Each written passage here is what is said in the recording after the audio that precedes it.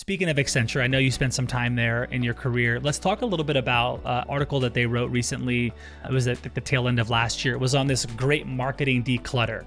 And the authors wrote about nearly 70% of marketing executives say that the past year has completely exhausted their employees. They also wrote, yet we found a small group, just 17% of more than 1,000 marketing executives, whose marketing organizations are thriving despite all this change and complexity. So in your experience, Rebecca, have you noticed either fatigue or thriving among marketers, whether at Postman or elsewhere? Yes and yes, both. So it's kind of interesting. Our team, I feel like, has kind of gone through that journey as well. We had a period of time at Postman where, gosh darn, it was a real struggle. It was not good. We were too fractured, focused on too many things. If you look at the charges given to a marketer, right? Do these 2,200 gajillion things. Right. For that, you're not doing any of them real well, right? And that just wears on the team. When you get up every morning and you're doing 10, 12, 14 hours and you're spread across 100 projects. Okay, so odds of those 100 projects actually succeeding, very slim. You're exhausted. You're not giving appropriate headspace to anything to just do fewer things and do them well and do them right. And by the way, that's a battle you got to fight every day because there's always new ideas and yeah, that might work. But every time you layer on, what's the thing that's got to go? And I'd say I'm still not great at it, but gosh darn, we've made an awful lot of improvements. So yeah, to me, yes, yes. I'd also say, especially during the pandemic, I had the luxury of already being remote. So I kind of already had a structured way of, okay, here's how I'm going to approach my day. It is a shock to the system for folks who don't have that structured approach. I'm very lucky. I've got, dedicated space for a dedicated office. I'm terrible at decorating it. As you might notice, I usually have my cat there. He didn't join me today, unfortunately. But yeah, no, it's a dedicated space, a dedicated way of doing things. So I think that's a lot of the struggle. And all of a sudden, you've got to form all these new ways of communicating in a remote world.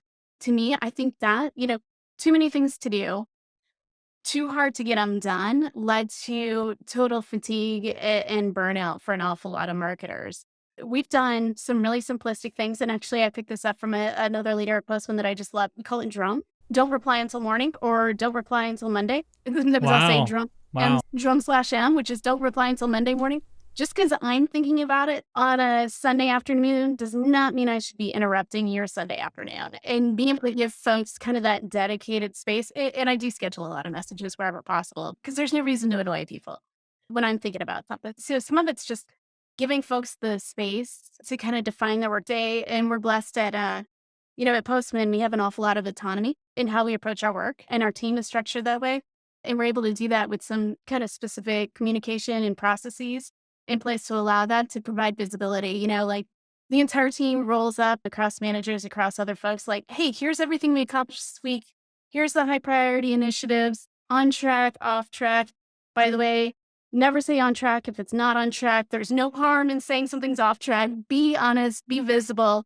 And some of those processes have just allowed folks to be able to structure their days in a way that really helps them thrive. Wow, I love that. I'm stealing that one. I'm stealing Yeah. drum for mission. You heard it here. We blame Rebecca in all the best ways.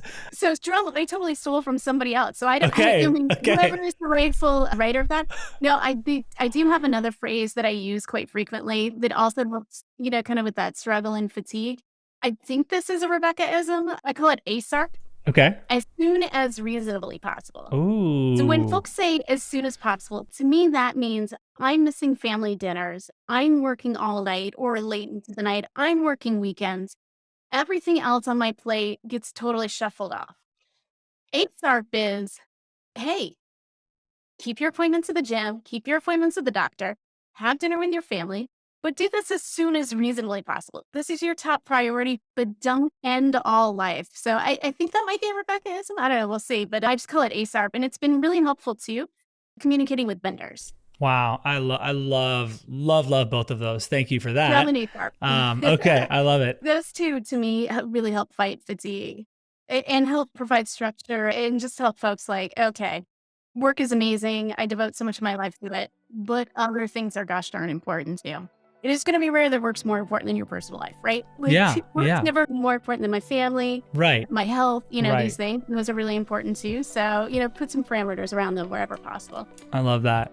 This podcast is brought to you by Salesforce and the CMO Club. The CMO Club is a global community for senior marketing executives to come together, share ideas, and solve their toughest challenges in a collaborative and trusted environment with other marketing leaders. Salesforce and the CMO Club provide best-in-class programs, events, and a digital platform for marketing leaders to come together and be inspired like never before.